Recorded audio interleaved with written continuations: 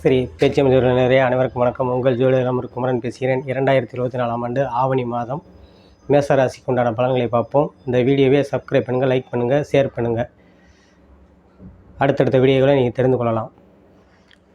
2024 மேசராசிக்கு ஆவணி மாதம் ராசிநாதன் செவ்வாய் 2லும் 9 கூடிய பாக்கியாதிபதி குரு 2லும் அமர்ந்து இந்த குருமங்கள யோகம் ஆவணி மாதம் 10ஆம் தேதி வரைக்கும் ஏற்படும்.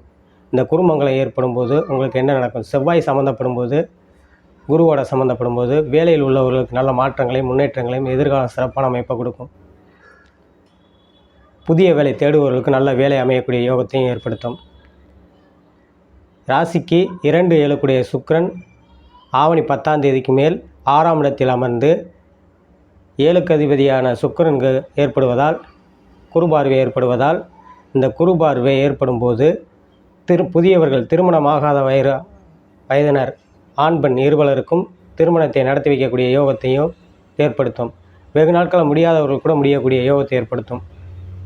அதாவது திருமண வயது கடந்தவர்கள், அதாவது 30 வயது 25 வயதுக்கு மேல் உள்ளவர்களுக்கு பூராமே 30 வயதுக்கு 35 வயதுக்குள்ள உள்ளவர்களுக்குலாம் நிறைய பேர் திருமணம் முடியலைங்க. அந்த மேசராசிக்காரர்களுக்கு பூராமே நல்ல அமோகமான நேரம் இந்த ஆவணி மாதம். இந்த ஆவணி மாதத்தில் இல்லம் தேடி வரும், உங்களுக்கு நல்ல வரனாக அமையும். அதேமாரி ஆவணி 10க்கு மேலே இந்த குருமங்கலம் மாறி செவ்வாய் 3ஆம் இடத்துக்கு போகும்போது, இந்த செவ்வாய் 3ஆம் இடத்துக்கு போகும்போது பாக்கியஸ்தானத்தை பார்க்கும். இது ஒரு நல்ல யோகம். டிபார்ட்மெண்ட்டில் இருக்கவங்களுக்கு நல்ல சிறப்பான அமைப்பாக இருக்கும். கட்டட கான்ட்ராக்ட் சம்மந்தப்பட்டவர்களுக்கு புறமே நல்லாயிருக்கும், குறைகள் வராது. 10ஆம் இடத்துல சனி இருப்பது இரும்பு உருக்கு ஆலை சம்மந்தப்பட்ட உள்ளவர்களுக்கும் எலக்ட்ரிக்கல் பொருள் மோட்டார் வாகனம் சம்மந்தப்பட்டவர்களுக்கும் நல்ல அமைப்பாக கொடுக்கும். அதே இந்த மேசராசிக்காரர்களுக்கு அஸ்வினி நட்சத்திரத்துக்காரர்களுக்கு அருமையான யோகம், குருமங்கள யோகம். மெயினாக திருமணம் முடியாதவர்களுக்கு திருமணத்தை முடிக்கக்கூடிய யோகத்தையும், நல்ல புதிய வேலையில் மாற்றத்தை உருவாக்கக்கூடிய அமைப்பையும் ஏற்படுத்தும்.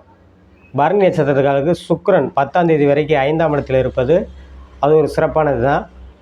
பிள்ளைகளால் நன்மை ஏற்படக்கூடியது. 10ஆம் தேதிக்கு மேலே 6ஆம் இடத்துல போகும்போது, 6ஆம் இடத்துல போனாலே குருவுடைய பார்வை ஏற்படும்போது திருமண வயது உள்ளவர்களுக்கு ஆண் பெண் இருவர்களுக்குமே நல்ல அமைப்பில் கொடுக்கும். இந்த பரணி நட்சத்திரக்காரர்களுக்கும் அஸ்வினி நட்சத்திரங்களுக்கும் நல்ல யோகத்தை செய்யும். ஏன்னா 6ஆம் இடத்துல கேது வர இருக்காரு, இந்த கேது குருபலனோடு இருக்கிறாரு. அப்படிங்கும்போது பார்வை ஏற்படும்போது இல்லம் தேடி வரணும் வருங்க, நல்ல வரணும் அமையுங்க. அதில் எல்லோரும் சந்தேகமே கிடையாது. 3ல் செவ்வாய் போகும்போது 10ஆம் தேதிக்கு மேலே போகும்போது தொழில் வேலையில் நல்லா யூனிஃபார்ம் ட்ரெஸ்ஸில் இருப்பவர்களுக்கு நல்ல முன்னேற்றங்களை எதிர்கால சிறப்பான அமைப்பும், அரசு காரியங்களை எதிர்பார்ப்பவர்களுக்கு நல்ல அமைப்பிலும், ரியல் எஸ்டேட் சம்மந்தப்பட்ட துறையில் இருப்பவர்களுக்கு நல்ல முன்னேற்றங்களையும் கொடுக்கும், எதிர்கால சிறப்பான அமைப்புகளை கொடுக்கும். அடுத்து கார்த்திகை நட்சத்திரக்காரர்களுக்கு ராசிநாதன் 2லிருந்து குருமங்கள யோகம் ஏற்படும். பிள்ளைகளால் நன்மைகள் ஏற்படக்கூடியது. கார்த்திகை நட்சத்திரம் சூரியன் 5ல் ஆட்சி பெறுறாரு. ஆட்சி பெறும்போது என்ன, பிள்ளைகளால் நன்மைகள் ஏற்படக்கூடிய அமைப்பை கொடுக்கும், நல்ல முன்னேற்றங்களை கொடுக்கும், எதிர்கால சிறப்பான அமைப்பெல்லாம் இருக்கும். அதேமாதிரி ஆண் பெண் இருவர்கள் பிள்ளைகளுக்கு கல்யாணம் முடிக்க வயதில் இருப்பவர்களுக்கு பெரியவங்க கல்யாணத்தை முடித்து வைக்கக்கூடிய யோகத்தையும் ஏற்படுத்தும். அது தந்தையால் மேன்மையில் ஏற்படக்கூடிய யோகத்தையும் அமைக்கும். இந்த மேசராசிக்காரர்கள் பொது பலனாக பார்க்கும்போது நல்ல சிறப்பான அமைப்புகளாக இருக்குது. இந்த மேசராசிக்காரர்கள் வணங்க வேண்டிய தெய்வங்கள், அசுபதி நட்சத்திரத்துக்காரர்களுக்கு விநாயகப் பெருமானை வணங்குவதும் நல்ல முன்னேற்றத்தை ஏற்படுத்தும்.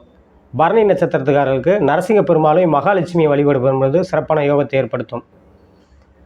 கார்த்திகை நட்சத்திரக்காரர்களுக்கு பிரம்மாவை வழிபாடு பண்ணுவதும் நல்ல யோகத்தையும் முன்னேற்றத்தையும் ஏற்படுத்தும் என்று சொல்லி உங்களிடம் விடைபெறுகிறேன். ஜோதிடர் இளமுரு குமரன். நன்றி, வணக்கம்.